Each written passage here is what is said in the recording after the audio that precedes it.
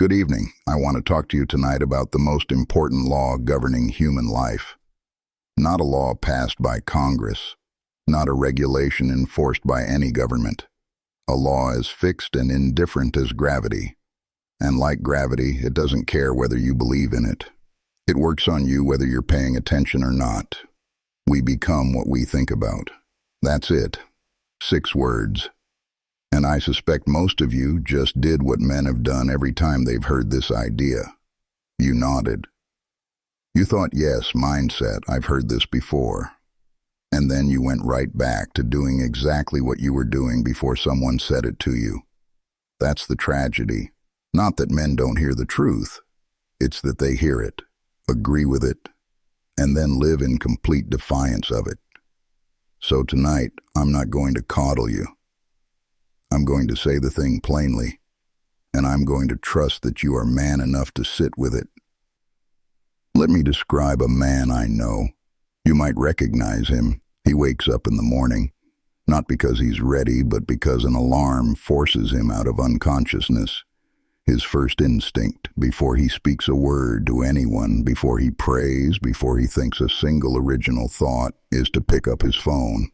And for the next 20, 30, sometimes 45 minutes, he lies in bed and he consumes someone else's highlight reel, someone else's opinion, a news cycle designed by engineers in San Francisco to provoke outrage, because outrage keeps his thumb moving, and his thumb moving keeps their advertisers paid. He gets up, he goes through motions, he commutes. He sits in a job he doesn't particularly believe in, doing work that doesn't particularly excite him, waiting for a Friday that comes and goes faster every year. He comes home tired. He sits in front of a screen again. Maybe he has a few drinks. He tells himself he'll start tomorrow.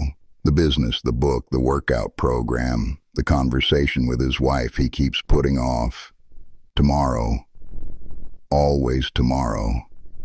And then he wonders, quietly in the dark, in that honest hour just before sleep, why his life feels like it's happening to him rather than by him.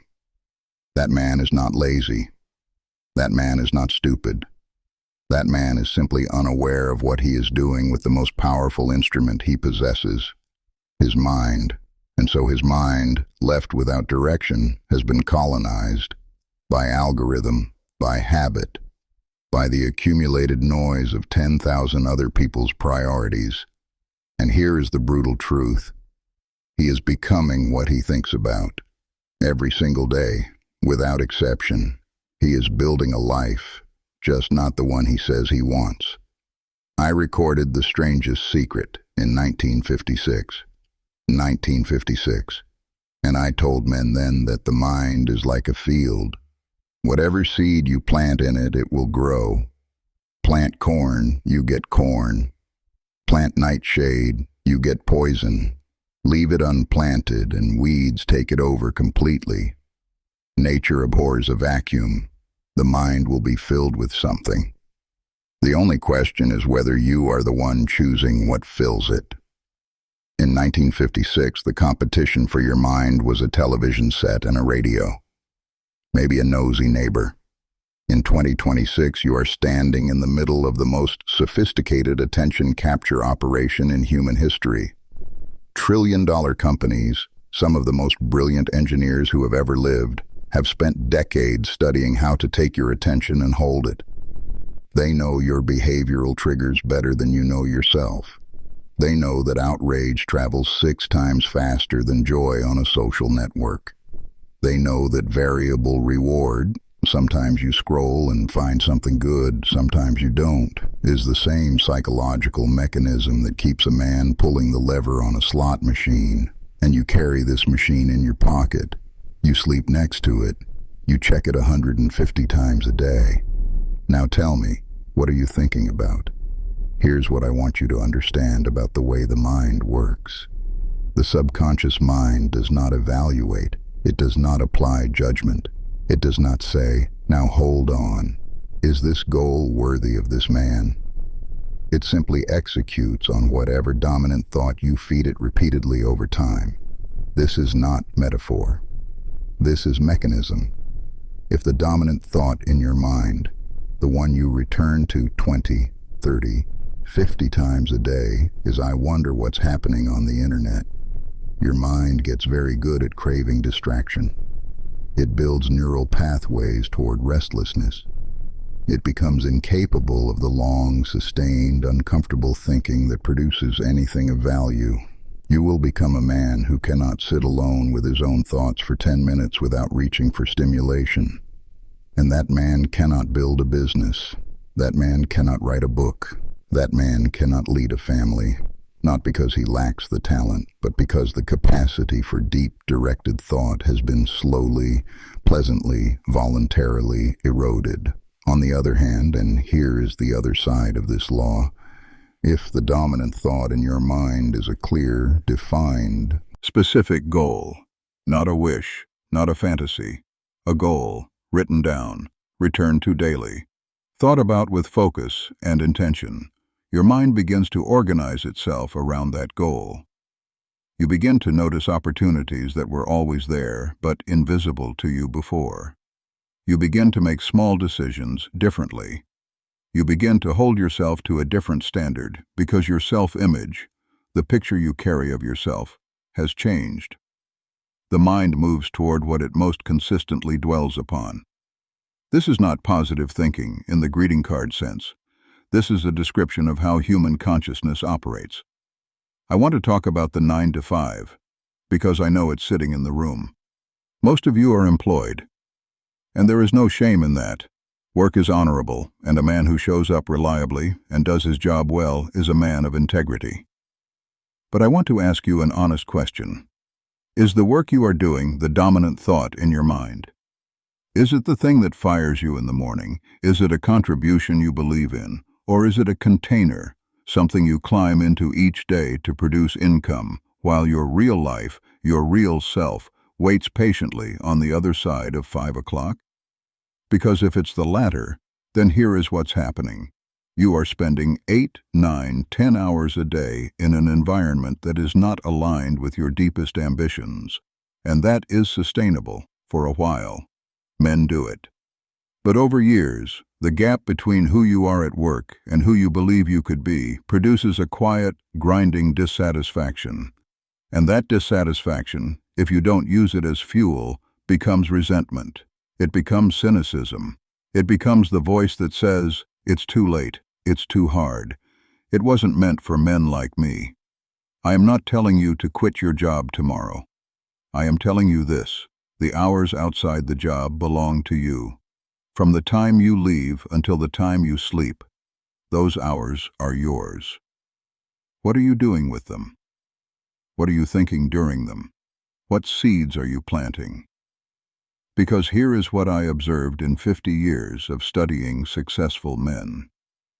The difference between the man who transforms his life and the man who doesn't is rarely talent. It is rarely opportunity. It is almost always what he does with the margin. The hour before work, the hour after dinner, the weekend morning before the family wakes. 5 hours a week, invested consistently, over 5 years in a specific directed effort, compounds into something the man who spent those same hours on a screen cannot comprehend. I want to say something about excuses because I know they're forming. I'm exhausted. Yes, exhaustion is real, but I want you to notice what recovers you. Does 2 hours of scrolling actually restore you, or does it anesthetize you? There is a difference between rest and avoidance. Rest gives something back. Avoidance simply delays the confrontation with yourself. I have a family. I have obligations. Yes. And those people, your wife, your children, they are not served by a version of you that has slowly given up. They don't need more hours of your physical presence while your mind is somewhere on the internet. They need you, purposeful, alive, growing. A man who is building something, who believes in something, who wakes up with a reason beyond mere survival. That man is a better father. That man is a better husband, not because he has more time, because he has more self. The system is rigged, the economy is brutal, the deck is stacked, perhaps. Some of that is true, and I am not naive about structural reality. But I will tell you this. The men I have observed who used circumstance as a reason to stop thinking ambitiously always found their circumstances confirmed. And the men I observed who refused to let circumstance dictate the content of their minds, who held their goal clearly regardless of the environment around them, found, almost without exception, that the world eventually moved in response.